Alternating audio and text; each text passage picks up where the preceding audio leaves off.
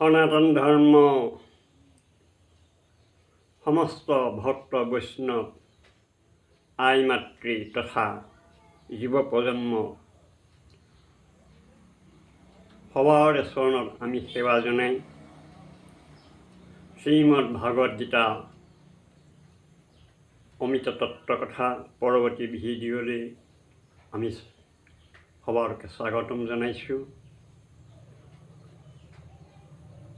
সনাতন ধৰ্ম শ্ৰীমদ ভাগৱত গীতা পৰৱৰ্তী ভিডিঅ' মূল বিষয়বস্তু টপিক হৈছে আজি ভিডিঅ'ত আপোনাৰ খবৰ চৰণত এক নতুন ভিডিঅ' আমি লৈ আহিছোঁ। সৰ্বশাস্ত্ৰগত শ্ৰীমদ ভাগৱত গীতা মাধ্যমেৰে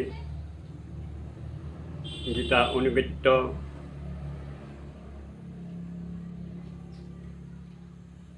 পৰম সন্ত মহন্ত শ্ৰীমুখৰ বাণী, এই বাণীৰে এই ভিডিঅ' মূল বিষয়বস্তু আপোনাৰ খবৰ চৰণলৈ আমি আগবঢ়াইছোঁ। তথাগত এই ভিডিঅ' আমি বাক্য সংকলন কৰোঁতে অজানিতে হোৱা ভুল ত্ৰুটিৰ বাবে আপোনাৰ খবৰ চৰণত আমি ক্ষমা বিচাৰিছোঁ আৰু আপোনাৰ খবৰ চৰণত আমাৰ এটি কাতৰ অনুৰোধ যে ভিডিঅ'টো অতিশয় দীঘল হ'ব, আপোনালোকে স্কিপ নকৰি সুস্থিৰ গম্ভীৰ ধীৰ স্থিৰে এই ভিডিঅ' শ্ৰৱণ কৰক। ভিডিঅ'টি সম্পূৰ্ণ শ্ৰৱণ কৰিলেহে পৰমাত্মা এই অমৰ বাণী সন্ত মহন্ত খবৰ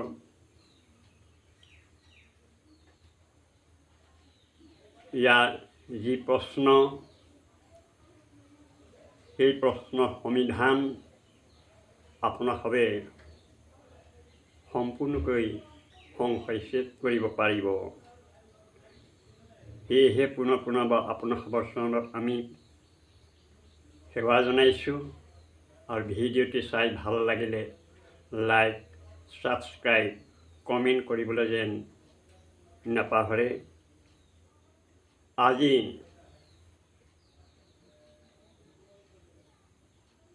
ভিডিঅ' মূল বিষয়বস্তু টপিক হৈছে বাহিৰৰ পৰা চালে মহাত্মা যেন লাগে, বাহিৰৰ পৰা চালে মহাত্মা যেন লাগে, মন গ'লেই সাপৰ দৰে হৈ পৰে, মন গ'লেই সাপৰ দৰে হৈ পৰে। অতি গুৰুগম্ভীৰ গুৰুত্বৰ যে এইসকল দেৱ দেৱতা আদি কৰি ঋষিমুনি, যোগী মহাযোগী, সন্ত মহন্ত, ভগৱান এই সমস্তই এই তত্ত্বলীলাৰ কথা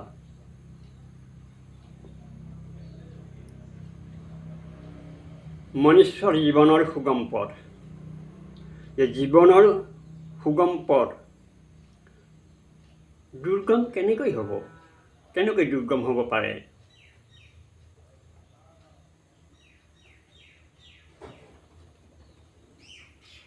কবি বাণীত কৈছে, গৌৰীব বহুতৰ খনি ক্ষয় কৰি চনকৰ শিশৰৰ এক, খনকৰ শিশৰৰ এক, দেহে ধাৰে যোৰা মৃত্যু ফিৰে সবহি কালতি ভেষ, দেহে ধাৰে যোৰা মৃত্যু ফিৰে সবহি কালতি ভেষ।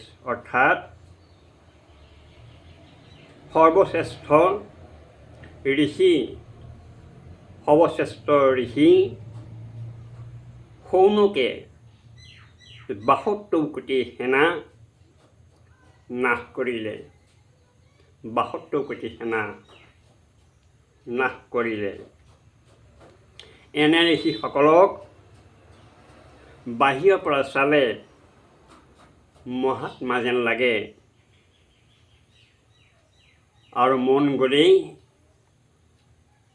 ফেটি সাপৰ দৰে হৈ পৰে। সাধাৰণ কথাতে যে অভিশাপ দিয়া আৰু কাৰোবাৰ লগত বিনা কাৰণতে ফেপেৰি পাতি ধৰা যে এওঁলোকৰ বাবে যে এওঁলোকক কাল ব্ৰহ্মৰ প্ৰতিনিধি যে ঋষি দুৰ্বাসাৰ কাৰ্যকলাপ। হে প্ৰিয় ভক্ত বান্ধৱসকল, হে পুণ্যাত্মা শ্ৰোতা সমস্ত, ভিডিঅ'টি স্কিপ নকৰি সম্পূৰ্ণকৈ চাবলৈ আমি বাৰে বাৰে অনুৰোধ কৰিছোঁ।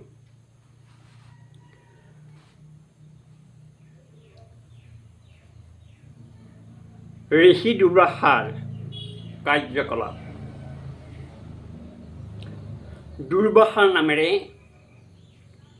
এজন ৰজা আছিল। দুৰ্বাসাৰ নামেৰে এজন কালব্ৰহ্ম পূজাৰী আছিল।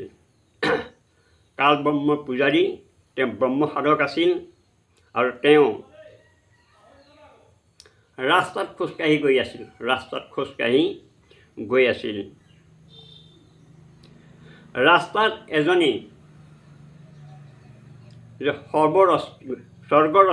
স্বৰ্গৰষ্টী অপ্সৰাই সুন্দৰ মণিকৰ মালা পিন্ধি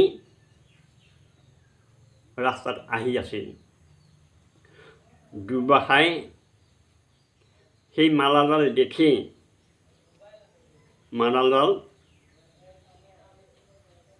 তেওঁক দিবলৈ ক'লে। আৰু দিবগৰাকীয়ে জানিছিল যে এই ঋষিজন সাপৰ দৰে, যদি নিদিওঁ বুলি কওঁ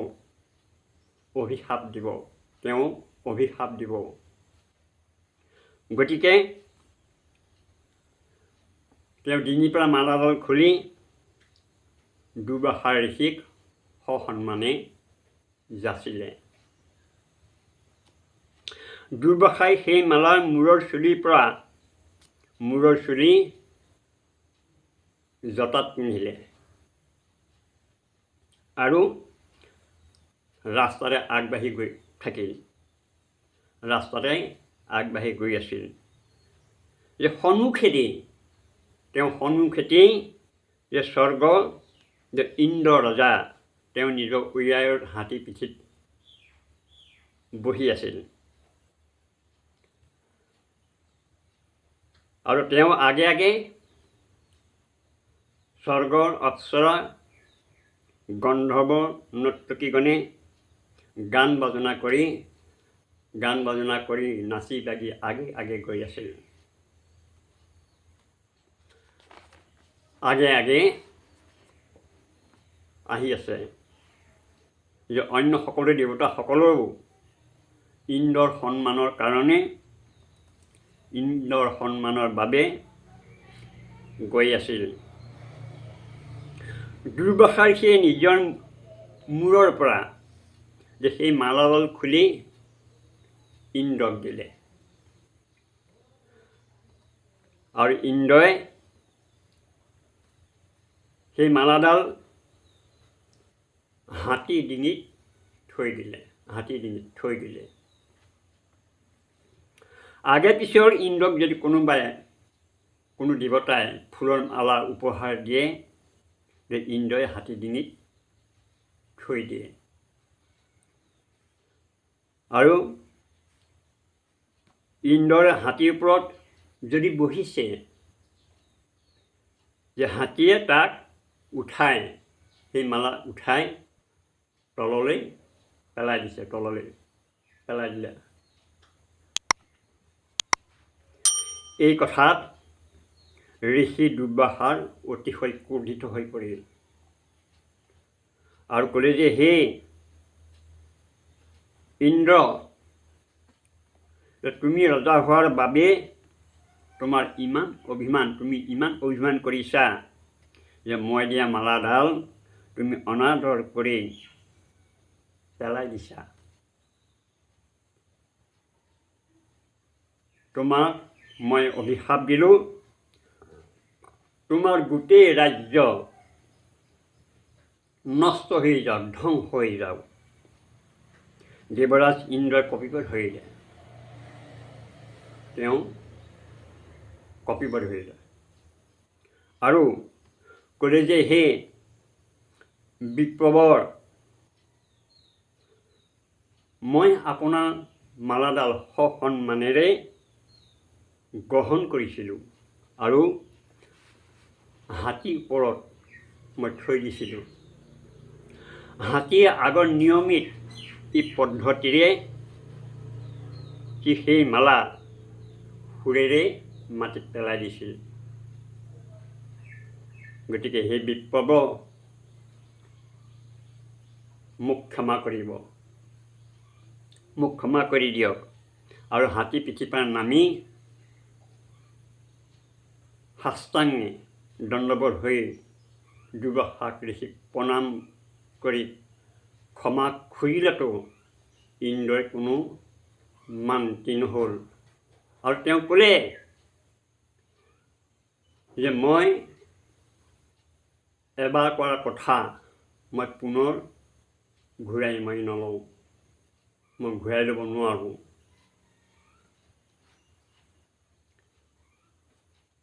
কেইদিনমানৰ পিছত কি হ'ল, ইন্দ্ৰ ৰাজ্য সৰ্বনাশ হ'ল, আকৌ স্বৰ্গ ৰাজ্য ভাগি থান বান হৈ পৰিল। এবাৰ দুৰ্বাসা ঋষি দ্বাৰকা নগৰৰ ওচৰতে এখন জংঘলত আছিল কেইদিনমানৰ কাৰণে, আৰু কিছু সময়ৰ বাবে আছিল। তেওঁ দ্বাৰকাবাসীয়ে গম পালে যে দুৰ্বাসা ঋষিয়ে তেওঁলোকৰ ওচৰতে আহি স্থান গ্ৰহণ কৰিছে। ঋষিজন ত্ৰিকালদৰ্শী আৰু মহাত্মা আছিল আৰু সিদ্ধিও প্ৰাপ্ত কৰা আছিল, সিদ্ধিও প্ৰাপ্ত কৰিছিল। দ্বাৰকাবাসীয়ে যে অন্যক শ্ৰীকৃষ্ণতকৈও অধিক শক্তিশালী বুলি বিশ্বাস নকৰিছিল আৰু মানি লোৱা নাছিল এই কথা। দ্বাৰকাবাসীয়ে অন্যক শ্ৰীকৃষ্ণতকৈ শক্তিশালী বুলি কোৱা নাছিল। শ্ৰীকৃষ্ণৰ পুত্ৰ এই প্ৰদ্যুম্নৰ লগতে, শ্ৰীকৃষ্ণৰ পুত্ৰৰ প্ৰদ্যুম্নৰ লগতে কেইবাগৰাকী 10-12গৰাকীমান যাদৱে তেওঁলোকে কি কৰিলে,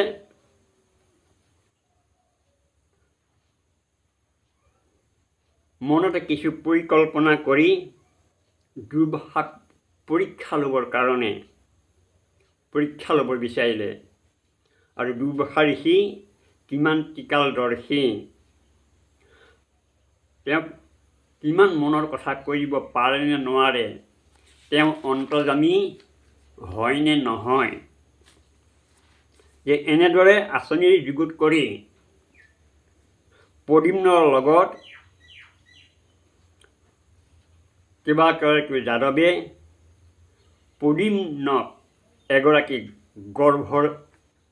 গৰ্ভৱতী স্ত্ৰী বনালে।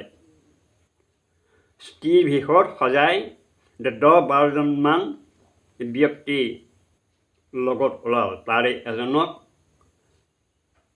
তেওঁ স্বামী ভাও দিবলৈ ক'লে আৰু দুৰ্বাসা ঋষি ওচৰলৈ গ'ল যে হে ঋষিবৰ, এই স্ত্ৰীজনীৰ ওপৰত পৰমাত্মাই বহুত দিনৰ পিছত পৰমাত্মাই তেওঁলোকক কৃপা কৰিছে যে তাই গৰ্ভৱতী যে তাই স্বামী এওঁলোক দুয়ো যে ইমান উত্তাৱল হৈ পৰিছে যে এই গৰ্ভৱতী স্ত্ৰীগৰাকী গৰ্ভত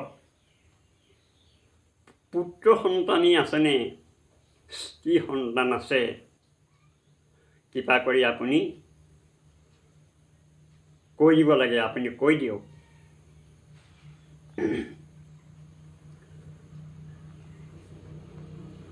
আপুনি অনুগ্ৰহ কৰি কৈ দিয়ক তেওঁলোকে এই প্ৰদিম্নৰ পেটত এটা সৰু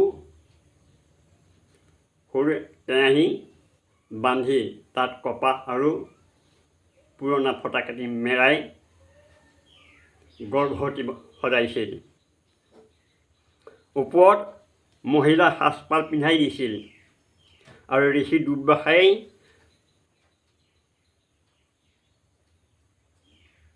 দিব্য দৃষ্টিৰে চালে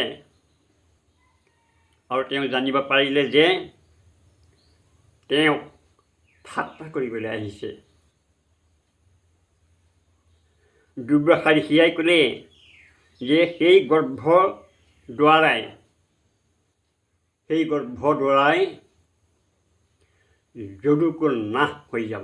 যদুকুল নাশ হৈ যাব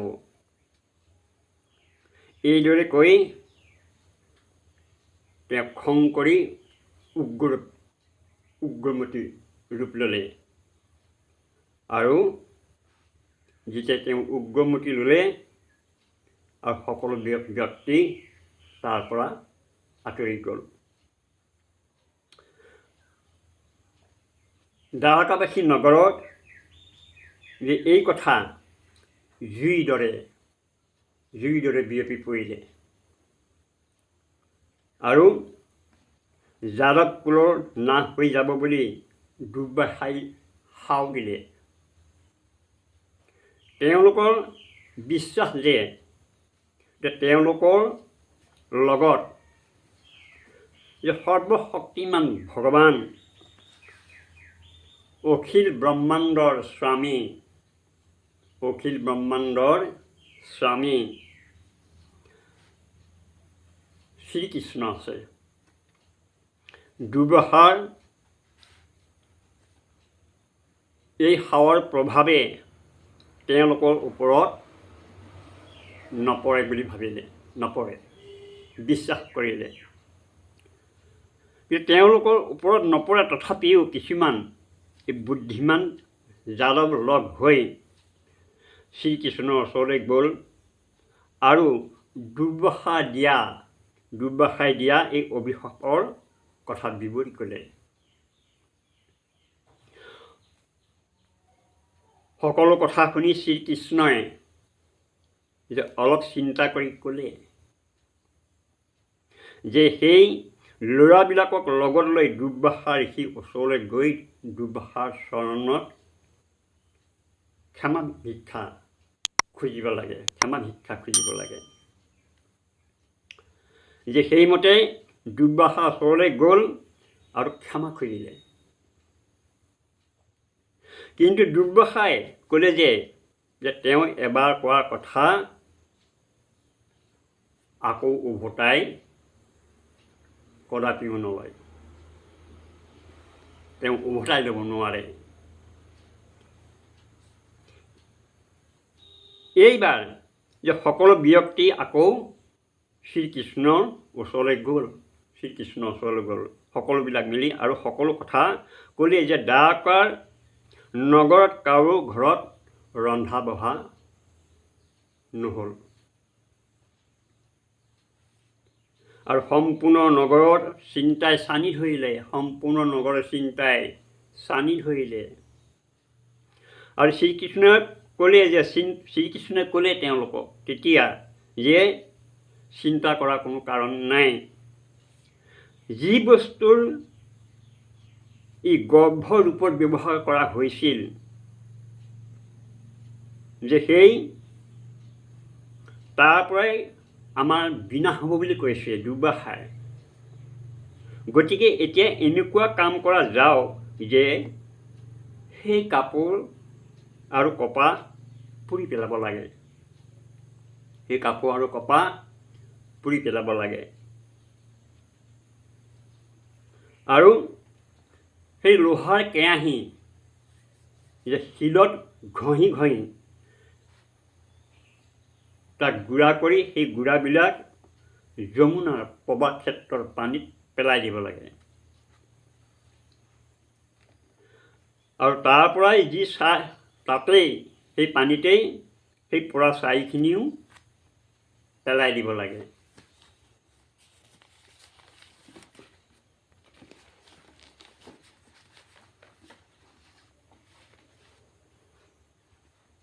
যেতিয়া কাৰণটোৰ দ্বাৰাই যেতিয়া ধ্বংস কৰাৰ পিছত কাৰণটোকে যেতিয়া আমি ধ্বংস কৰি পেলাম আৰু তাৰ পৰা কোনো ফলৰ ভয়ৰ নাথাকে, কোনো ফলৰ ভয় নাথাকে।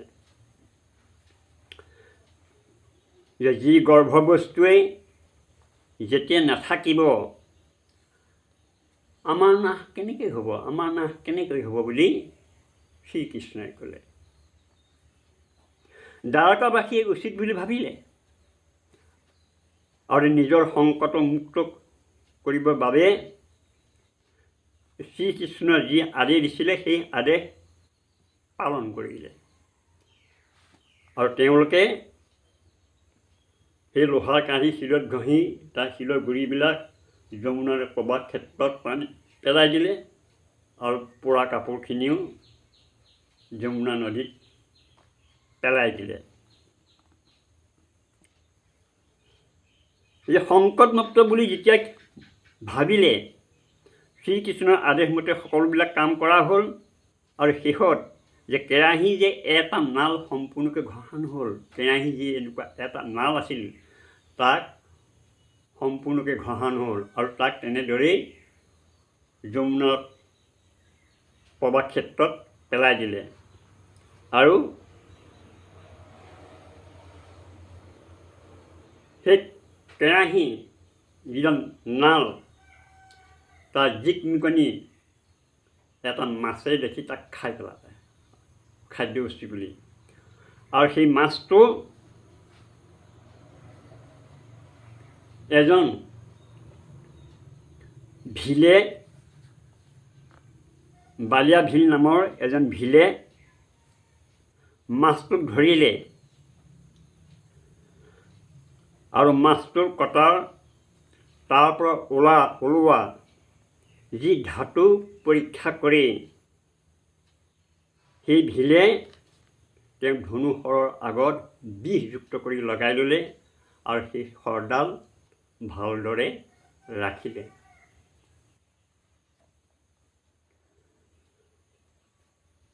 লোহাৰ কেৰাহী গুৰি পানীত পেলাই দিছিল, কিন্তু সেয়া যি দীঘল ঘাঁহৰ ৰূপ লৈছিল যে যমুনাৰ নদী এই পাৰে পাৰে এই তৰোৱালৰ দৰে তীক্ষ্ণ ধাৰ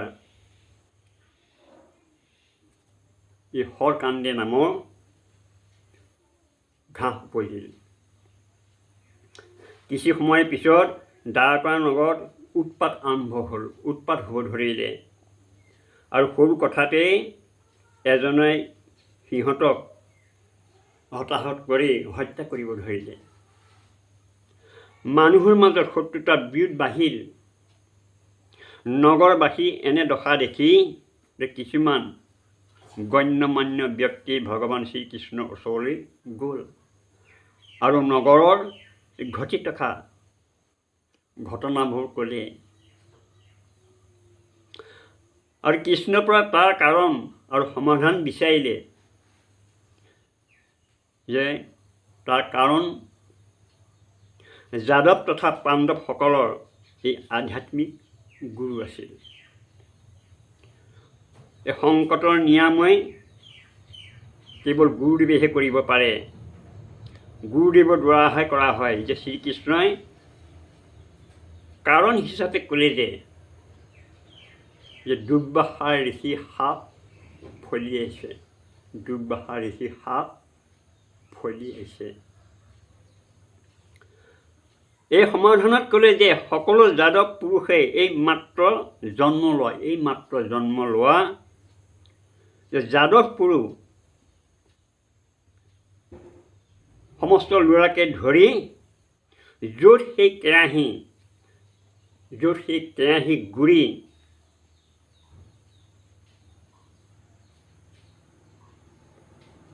গুৰি কৰা হৈছিল, আৰু অৰ্থাৎ সেই প্ৰবাহ ক্ষেত্ৰলৈ গৈ স্নান কৰিব লাগে বুলি কয়। তেতিয়া সকলো যে এই সাও পাপ মুক্ত হ'বলৈ সকলো দ্বাৰকাবাসীয়ে শ্ৰীকৃষ্ণৰ আদেশ পালন কৰিলে যে সকলো পুৰুষ প্ৰবাহ ক্ষেত্ৰত যে সাওমুক্ত হ'বলৈ স্নান কৰিবৰ বাবে গুচি গ'ল। ঋষি দুৰ্বাসাৰ সাৰৰ বাবে সকলো যাদৱ দলে দলে আহি একত্ৰিত হ'ল আৰু প্ৰথমে তেওঁলোকে স্নান কৰিলে। যেতিয়া এই সাওমুক্ত হোৱাৰ পাছত তেওঁলোকৰ মাজত কি হ'ল? মনোমালিন্য আৰম্ভ ঘটিলে আৰু এই মনোমালিন্যতাৰ মাজত কেনেকৈ আঁতৰি যায়, কিন্তু মনোমালিন্যতা কি ৰকমে আঁতৰি যাব? স্নান কৰিলে সকলো দূৰ হ'ব বুলি কৃষ্ণৰ কথা মতে, কিন্তু তেনে ফল কোনো একোৱেই ফল নহ'লে। তাৰ বিপৰীত ফল শান্তি মুক্তি ফল একোৱেই নহ'লে।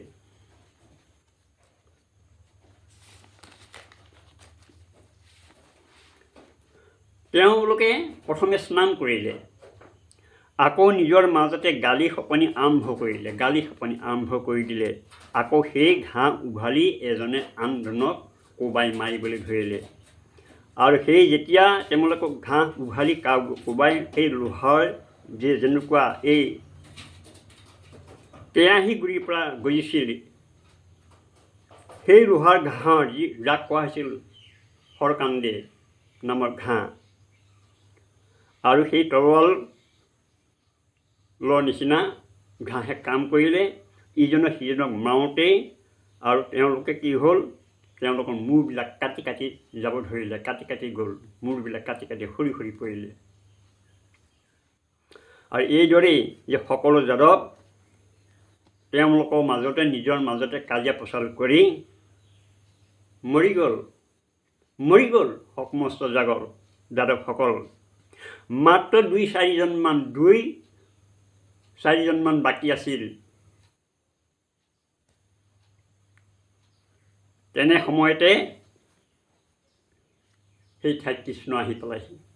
শ্ৰীকৃষ্ণ নিজে আহি আৰু সেই কেইজনকো শ্ৰীকৃষ্ণ সেই ঘাঁহ উঘালি কোবাই মাৰি তেওঁ বংশ শেষ কৰি দিলে।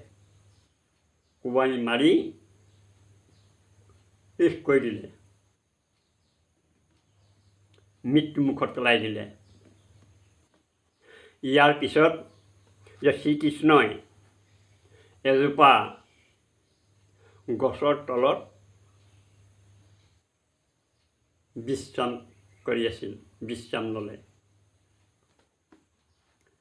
তেতিয়া সেই দৈব্য যুগত যে সেই বালিয়া নামৰ ভিলে যি লোহাৰ কেৰাহী নামৰ পৰা বিষাক্ত শৰ তৈয়াৰ কৰিছিল, যে সেই শৰপাত লৈ চিকাৰ বিচাৰি সেই ঠাইৰ ফালে আগবাঢ়ি আহিল, য'ত শ্ৰীকৃষ্ণই গছৰ তলত বিশ্ৰাম কৰি আছিল।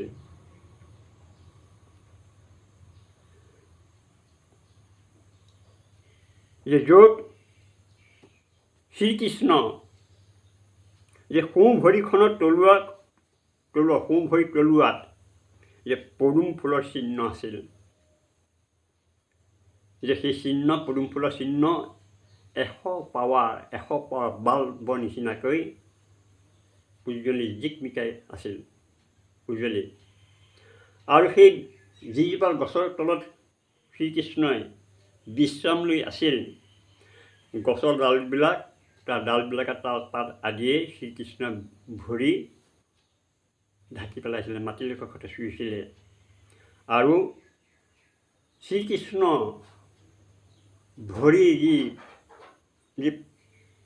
পদুম ফুলৰ যি পাৱাৰ তাক সম্পূৰ্ণকৈ চিনিব পৰা নাছিল। সম্পূৰ্ণ উজ্জ্বলতাক স্পষ্টকৈ দেখা পোৱা নাছিল।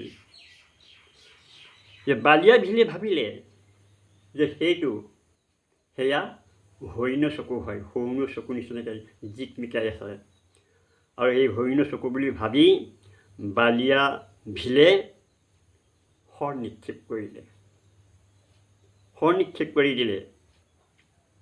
সেই হৰিণৰ চকুৰ জিলিকি আছে সেইবাবেই যে তেওঁ শৰ নিক্ষেপ কৰি দিলে। আৰু হৰিণাক মৰাৰ উদ্দেশ্য লৈ যেতিয়া শৰ পাতে শ্ৰীকৃষ্ণৰ ভৰিত বিন্ধিলেগৈ, শ্ৰীকৃষ্ণই মৰিলো বুলি চিঞৰি উঠিল, মৰিলো বুলি চিঞৰি উঠিল।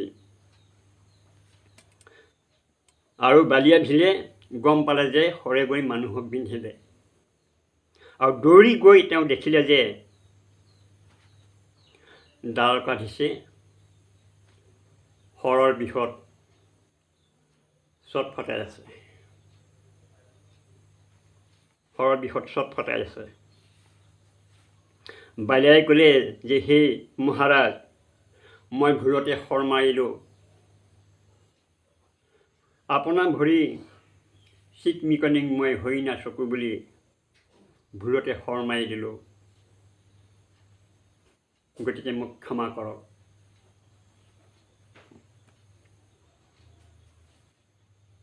মোৰ দ্বাৰা ডাঙৰ ভুল হৈ গ'ল, যে মোক ক্ষমা কৰক। শ্ৰীকৃষ্ণই ক'লে যে তোমাৰ কোনো ভুল হোৱা নাই। এয়া তোমাৰ আৰু মোৰ পূৰ্বজন্মত হোৱা পাওনা লেনদেন আছিল, যে মোৰ পূৰ্বজন্মৰ এই পাওনা হিচাপে মই তোমাক পৰিশোধ কৰি দিলোঁ।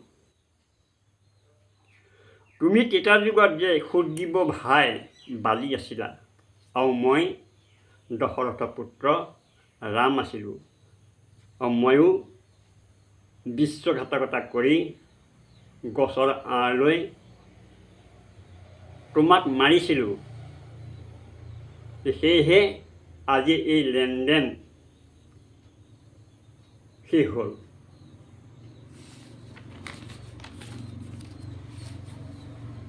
এইদৰে দুৰ্বাসা ঋষি সাপৰ যে ফলত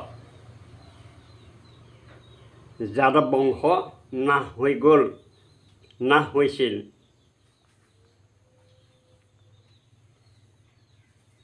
যে বৰ্তমান সময়তো যিসকল যাদৱ আছে, যে তেওঁলোকৰ সেই সময়ত মাতৃগৰ্ভত আছিল। আৰু তেওঁলোক পিছত জন্ম লৈছে। সূক্ষ্ম বেদত কৈছে, সূক্ষ্ম বেদত কোৱা আছে, খোদিত আছে যে গৌৰীব দুৰ্বাসাৰ কোপে তহা সমজনৌ আই নিজ সপন্ন কৌৰ যাদৱ কটে মৌচি ৰুধি কি কিস।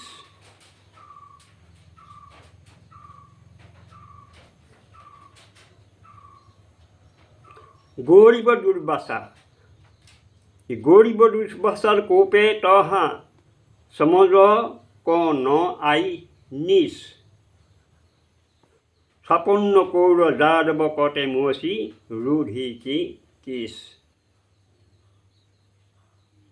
সৰলাৰ্থ যে এই যে দুৰ্বাসাই ল'ৰাবিলাকক ধেমালিৰে যে ইমান গম্ভীৰভাৱে ল'লে, যে ল'ৰাবিলাকৰ ধেমালিত ইমান গম্ভীৰভাৱে ল'লে যে বংশ নাশ হোৱাকৈ সাও দিলে। আৰু সেই নিজ দুৰ্বাসাই নাভাবিলে যে কেনে সৰ্বনাশ হ'ব। এটা সৰু কথাত ল'ৰাই ধেমালিহে আছিল। যে নিজ দুৰ্বাসা ঋষিয়ে ইমান অত্যাচাৰ চলালে যে 56 কোটি যাদৱক 56 কোটি যাদৱক কটাকটি কৰি তেজৰ নৈ বুৰাই দিলে আৰু সেই তেজৰ নৈ বোকা হৈ পৰিল। এইদৰে শৌনক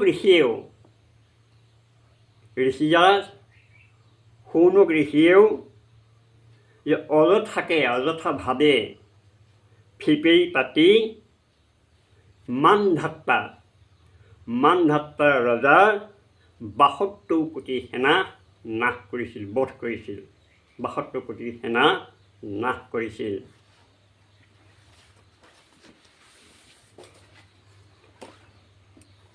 এজন ঋষি আছিল,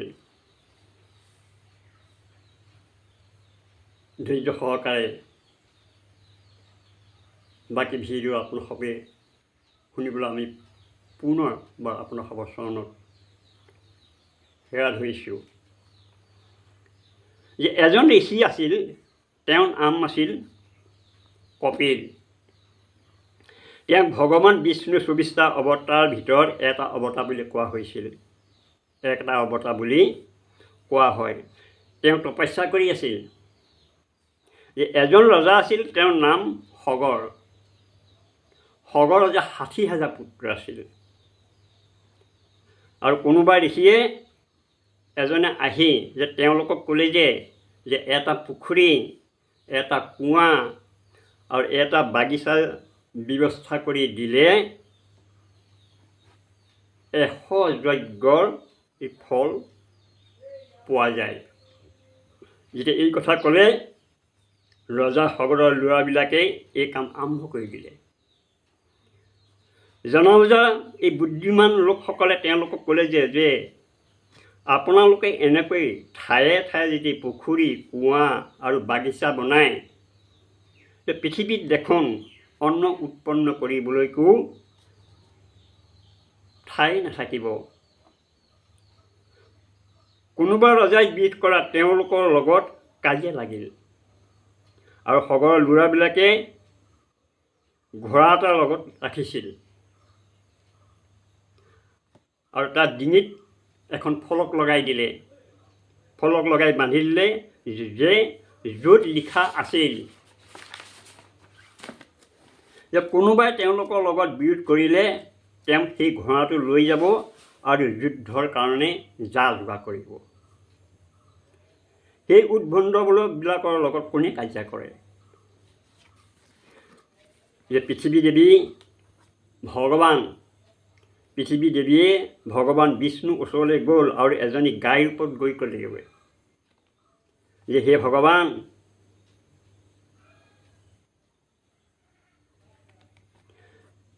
যে পৃথিৱীত সগৰ ৰজা আছে, তেওঁ 60,000 পুত্ৰ আছে, তেওঁলোক এনেকুৱাই যে নিদাৰুণ কামলাক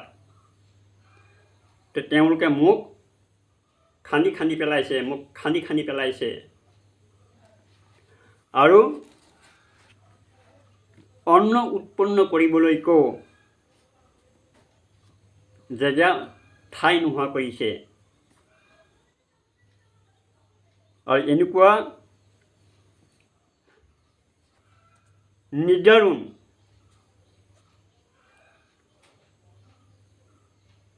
সগৰৰ ল'ৰাবিলাকে যে মোক খান্দি পেলাইছে আৰু খাবলৈ অন্ন উৎপন্ন হ'ব তাত নোৱাৰে। যেতিয়া মোক সমস্ত ঠাইকে বিলাকে খান্দি পেলাইছে, পৃথিৱী মোক খান্দি পেলাইছে, তেতিয়া তাত মানুহৰ খাবলৈ যেতিয়া অন্ন উৎপন্ন হ'ব নোৱাৰে, তেতিয়া ভগৱান বিষ্ণুৱে পৃথিৱী দেৱীক ক'লে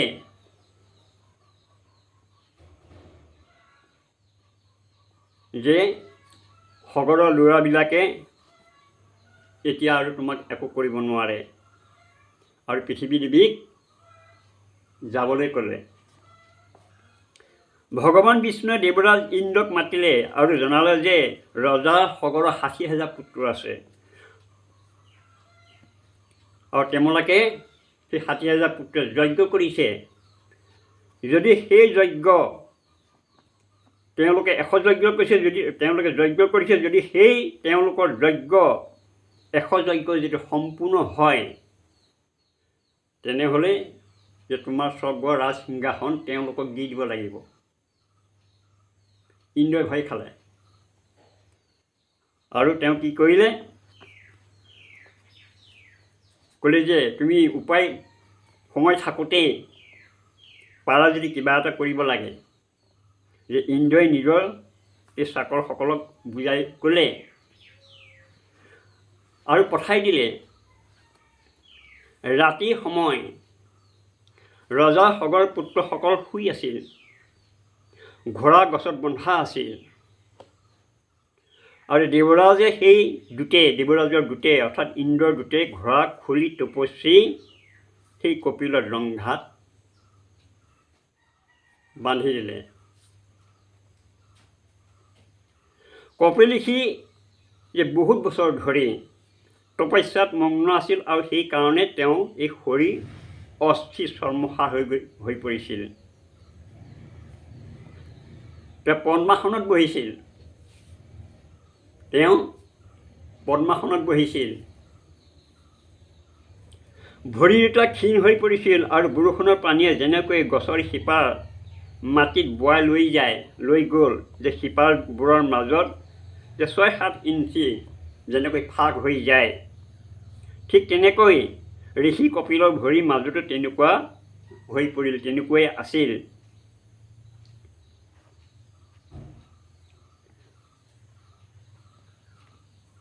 ইন্দ্ৰ লগুৱাই যেতিয়া এই ঘোঁৰাটোক ঋষি ভৰি দুটা ফাকেৰে ৰছী সৰকাই কপিলৰ জংঘাত বান্ধিলে আৰু ৰাতিপুৱা ল'ৰাবোৰে যে শুই উঠিয়ে ঘোঁৰাটোক চালেগৈ, যে ঘোঁৰা বিচাৰি যুদ্ধ প্ৰস্তুতি কৰি এই 60,000 দল আগবাঢ়িল আৰু ঘোঁৰাখোৰৰ পিছে পিছে গৈ কপিল মুনিৰ আশ্ৰম পালেগৈ। ঘোঁৰাক বন্ধা দেখি যে সগৰ ৰজাৰ পুত্ৰবিলাকে ঋষি কাষতে যাঠীৰে খুচিলে। যেতিয়া যাঠীৰে খুচি বিন্ধিলে, যে কপিল মুনিৰ চকুৰ এই পতাবিলাক মাটিত চুই গৈছিলগৈ। ইমান দীঘল হৈ মাটিত পৰিলগৈ, মাটিত চুইছিল। ঋষিয়ে কষ্ট পোৱাত তেওঁ খঙেৰে চকুৰ পতা ওপৰলৈ দাঙি ধৰিলে।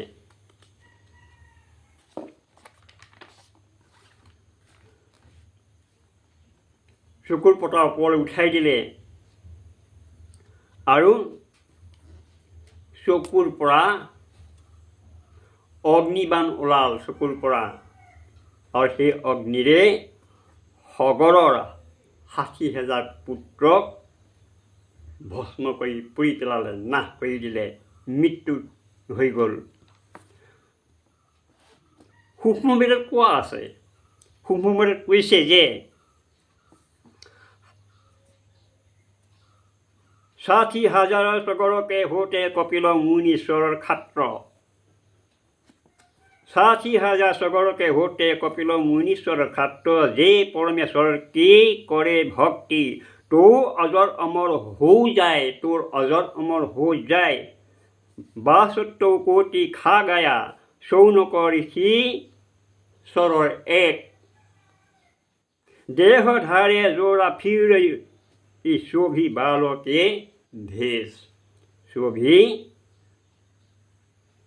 কালকে ভেষ। দুৰ্বাসাৰ কোপে তহা সাৱধান আইনিস, দুৰ্বাসাৰ কোপে তহা সমজ নাই আই কিছ। যে 65 কৰোড় যাদৱে কতে মুচি ৰুধিৰ কি কিস।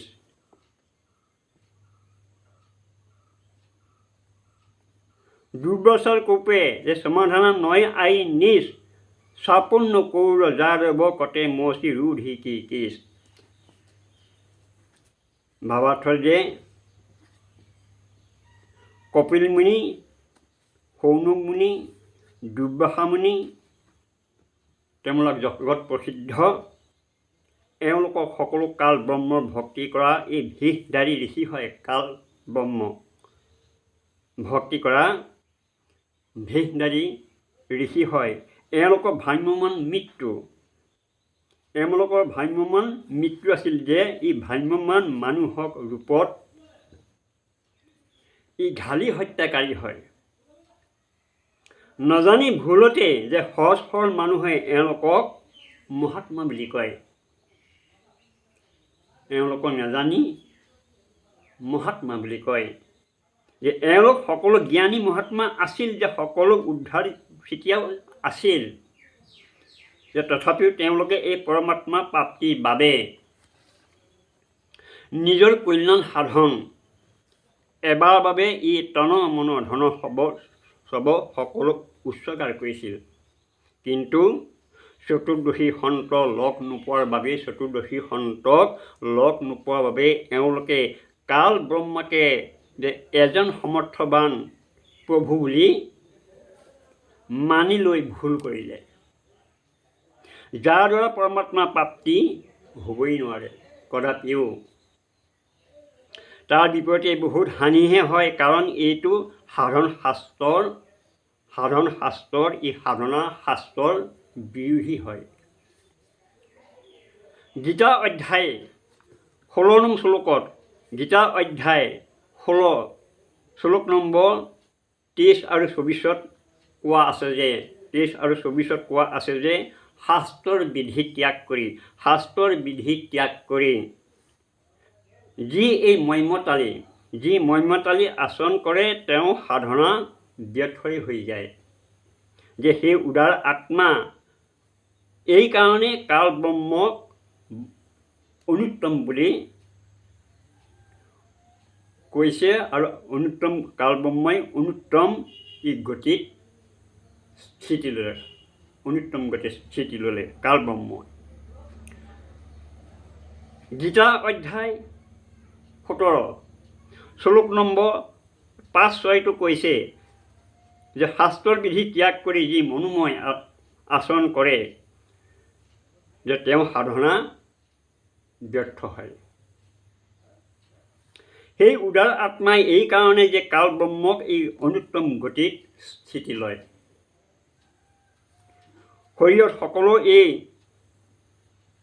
কমল, শৰীৰত থকা যি সকলোবিলাক কমল, এই কমল চক্ৰত থকা যে দৈবিক শক্তি আৰু পূৰ্ণ পৰমাত্মা, দৈবিক শক্তি আৰু পূৰ্ণ পৰমাত্মাৰ লগতে যে আমাকো কি কৰিছে, কিশোৰ কৰা, আমাকো কিশোৰ কৰা, দুৰ্বল কৰা অথবা কষ্ট দিয়া।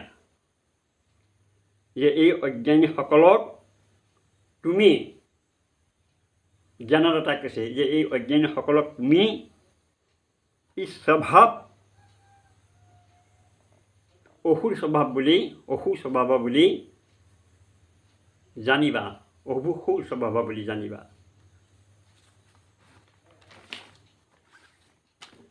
গীতা অধ্যায় 17 শ্লোক নম্বৰ 6 আৰু গীতা অধ্যায় 15 শ্লোক নম্বৰ 17 পৰা 20 কোৱা হৈছে যে 20 কোৱা আছে, তাত প্ৰমাণ আছে যে সেই নিজকে নিজেই শ্ৰেষ্ঠ বুলি ভবা অহংকাৰী পুৰুষে ধন আৰু সন্মানৰ অহংকাৰতেই যে মুক্ত হৈ কেৱল নামমাত্ৰ দ্বাৰা ই ভণ্ডামি কৰি শাস্ত্ৰৰ বিধি ৰহিত ই পূজা কৰে। আৰু গীতা অধ্যায় 16 নং শ্লোকৰ 16 নং অধ্যায় 17 নং শ্লোকত কৈছে।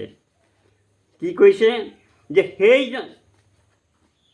সেই আনক দেশ কৰা অহংকাৰ আৰু বল দৰ্প ই কামনা কৰা, ক্ৰোধ আদি ই বশৱৰ্তী হোৱা আৰু আনৰ নিন্দা কৰা পুৰুষৰ নিজৰ আৰু আনৰ শৰীৰতো থকা যে এই কালব্ৰহ্মৰ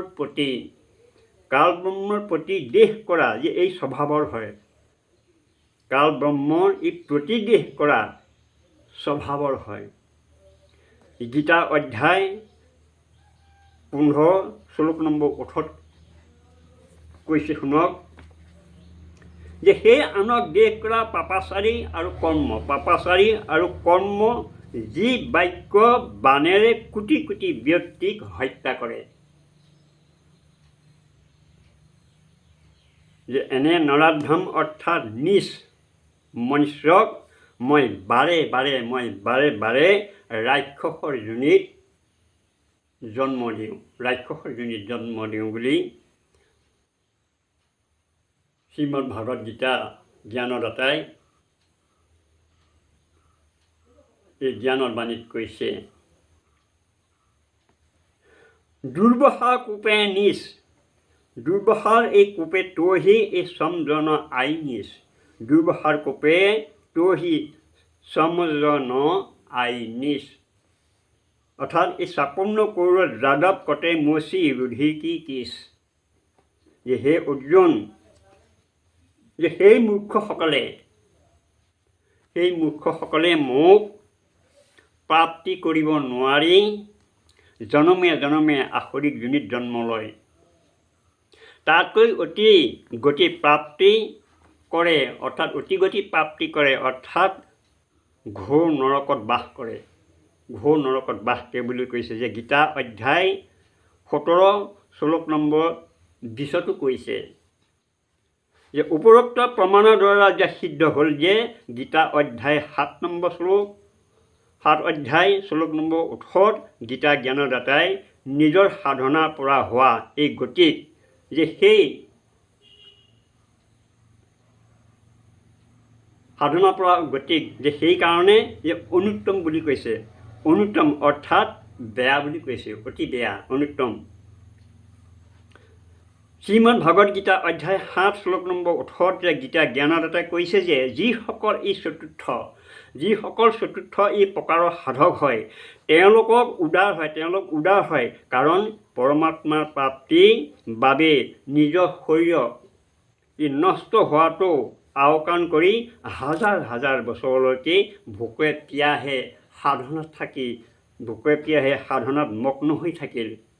কিন্তু তত্ত্বদৰ্শী সন্ত নোপোৱা বাবেই তেওঁলোকে সকলো যে মোৰ অনুত্তম। পৰমাত্মাই কৈছে তেওঁলোক মোৰ অনুত্তম অৰ্থাৎ বেয়া গতি অৰ্থাৎ ব্ৰহ্ম সাধনাৰ পৰা পাৰ হ'ব পৰা এই যি মুখ্য হয় সেই মুখ্যৰ ওপৰত যি উল্লেখ কৰা আছে সেই ঋষিসকলৰ যে সেই ঋষিসকল নৰাধম হ'ল। সেই ঋষিসকলক হ'ল নৰাধম। আৰু তাতে কি হৈছে সেই যি ওপৰত উল্লেখ কৰা আছিল তাতে সেই নৰাধম ৰূপত কাল ব্ৰহ্মতেই অনুত্তম গতিত স্থিত থাকিল। অৰ্থাৎ এই জন্ম আৰু মৃত্যুক এই 84 লাখ যোনি ই পৰিভ্ৰমণ কৰে। 84 লাখ যোনি পৰিভ্ৰমণৰ গতিত ই অৱস্থিতি লাভ কৰিলে। পৰিভ্ৰমণৰ গতি 84 লাখ যোনি। গীতা অধ্যায় 7 নম্বৰ শ্লোক গীতা অধ্যায় 7 শ্লোক নম্বৰ 18 সাৰ বস্তু শুনক।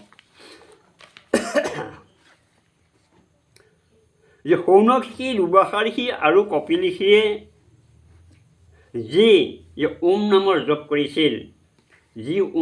জপ কৰিলে যে সেই ভক্তিৰ ফলত এওঁলোক কিছু সময়ৰ বাবে ব্ৰহ্মলোকলৈ যাব আৰু তাত ভক্তিধন সমাপ্ত কৰি আকৌ পৃথিৱীত ৰজা হ'ব। আৰু ৰজা হোৱাৰ কাৰণে যে সূক্ষ্ম বেদত এই লিখা আছে, তপসে ৰাজ এই মধ মানস জন্ম কিশোৰে চু কৰ। তপসে ৰাজ মধ মানস জন্ম কিশোৰে চু কৰ চানম। আকৌ এই কুকুৰ গাধ হ'বহি, আকৌ কুকুৰ গাধ ৰূপ তেওঁলোকে জন্ম ল'বহি, কুকুৰ গাধ হ'ব আৰু তাৰপিছত তেওঁলোক নৰকলৈ যাব। কুকুৰৰ যোনিত ইহঁতৰ মূৰত পোক হ'ব, কৈছে যে কুকুৰৰ যোনিত তেওঁলোকৰ মূৰত পোক হ'ব। আৰু যি ব্যক্তি এওঁলোকৰ অভিশাপত মৰিল, তেওঁলোকৰ পৰা তেওঁলোকে এনে ভোগ কৰিব লাগিব। আৰু পোকে তেওঁলোকৰ মাংস বাছি খাব। সেইকাৰণে গীতাত সাধকৰ বিষয়ত যেনেদৰে কোৱা আছে সেয়া আপোনালোকে শুনিলে, আপোনালোকে শ্ৰদ্ধা সহকাৰে ধীৰ মনেৰে শুনিলে যে ব্ৰহ্ম সাধনা অনুত্তম বুলি বেয়া সাধনা বুলি কৈছে। যে তিনিটা তাপ যেতিয়া শ্ৰীকৃষ্ণই সমাপ্ত কৰিব নোৱাৰিলে। অভিশাপ দিয়া তিনি তাপৰ অন্তৰ্ভুক্ত স্বয়ং শ্ৰীকৃষ্ণেও লগতে সকলো যাদৱ দুৰ্বাসাৰ ঋষি অভিশাপৰ চিকাৰ হ'ল। শ্ৰীকৃষ্ণই সাপমুক্ত হোৱাৰ বাবে যে যমুনাৰ গতিত গা ধুবলৈ ক'লে যে এইটোৱেই যে সমাধান বুলি কৈছিল, যে ইয়াৰ দ্বাৰা সাপ নষ্ট নহ'ল, তাৰ দ্বাৰা যমুনাত স্নান কৰাৰ বাবে সাপ নষ্ট নহ'ল। অৱশ্যে যাদৱসকলেহে নাশ হ'ল সেই যমুনাত স্নান কৰা যাদৱসকল। মন কৰিবলগীয়া কথা যে কোনো সন্ত ব্ৰাহ্মণে এনেকৈ স্নান বা তীৰ্থ দৰ্শন কৰিলে সংকটমুক্ত হ'ব বুলি কোৱা কথাটো কিমান দূৰ সত্য হ'ব বুলি কোৱা কথা এইবিলাক দুৰ্দশাগ্ৰস্ত দূৰসত্য বা উপযোগী স্পষ্টৰূপে এনেকুৱাই কাৰ্য হয় বিশ্বাস কৰা সকলৰ। এই কাৰ্যব্যৰ্থৰ কাৰণ ভগৱান ত্ৰিলোকীনাথৰ দ্বাৰা দিয়া সমাধান। যমুনা স্নানৰ দ্বাৰা একো লাভ নহ'ল। যেতিয়া অন্য কোনো ব্ৰাহ্মণ আৰু গুৰুৰ দ্বাৰা স্নানৰ আদি সাধনাৰে যেনেকুৱা পথ দেখুৱালেও গংগা স্নান, যমুনা স্নান আদি যে এনেকুৱা স্নানে একোৱে লাভ নহ'ব। যে সেই অৰ্জুনক কৈছিলে যে সেই সজ্জনবৃন্দ, বৰ্তমানৰ সময়ৰ সকলোতে মানুহ বুদ্ধিমান আৰু শিক্ষিত বৰ্তমান লোকৰ শিক্ষাত অতি দ্ৰুততম, অতি উচ্চ। যে সেয়েহে সন্ত গুৰু পৰমাত্মা অৱতাৰ ৰামপালৰ দ্বাৰা কথা জ্ঞান শাস্ত্ৰৰ লগত তুলনা কৰক, শাস্ত্ৰৰ লগত অন্য শাস্ত্ৰৰ লগত আপোনালোকে শাস্ত্ৰৰ লগত তুলনা কৰক। এনেকুৱা অমিত বাণী অন্য কোনো সন্ত এই পৃথিৱীত নাই ৰামপালৰ বাহিৰে। গতিকে গীতা অধ্যায় 3 নম্বৰ শ্লোক 14-15 স্পষ্টৰূপে কৰা হৈছে যে সৰ্বগতম ব্ৰহ্ম অৰ্থাৎ সৰ্বব্যাপী পৰমাত্মা, যিজন সচিদানন্দ ঘন ব্ৰহ্ম হয়, তেওঁক বাসুদেৱ বুলিও কোৱা হয়, যাৰ বিষয়ে গীতা অধ্যায় 7 শ্লোক নম্বৰ 193 বৰ্ণনা কৰা আছে যে তেওঁৱেই যে যজ্ঞ অৰ্থাৎ ধাৰ্মিক অনুষ্ঠানত প্ৰতিষ্ঠিত হয়। যে সেয়ে আমাৰ সনাতন ধৰ্ম সমস্ত ভকত বৈষ্ণৱ তথা যুৱ প্ৰজন্ম যত আছে ধৰ্মীয়পন্থী লোক বৈষ্ণৱসকল, আমি সকলো লোকেই কাতৰভাৱে প্ৰাৰ্থনা জনাইছোঁ যে পূৰ্ণ গুৰুৰ পূৰ্ণ সন্ত সৎগুৰুৰ পৰা নাম দীক্ষা লওঁ। নাম দীক্ষা লৈ পূৰ্ণ সন্ত সৎগুৰুৰ পৰা নাম দীক্ষা লৈ নীতি নিয়মেৰে থাকি ভক্তি কৰক। এইদৰে আপোনালোকৰ জীৱনৰ গতিত আগবাঢ়ি যাওক, সংসাৰ সুখী জীৱন যাপন কৰক আৰু মুখ্যৰূপে লক্ষ্যত উপনীত হওক। জীৱনৰ সুগম পথত আগবাঢ়ি যাওক আৰু মুখ্যৰূপী লক্ষ্যত উপনীত হওক। এই আমি দাসে আপোনাৰ সবৰ চৰণত কাতৰ নিবেদন। সৎগুৰুদেৱ কি জয়।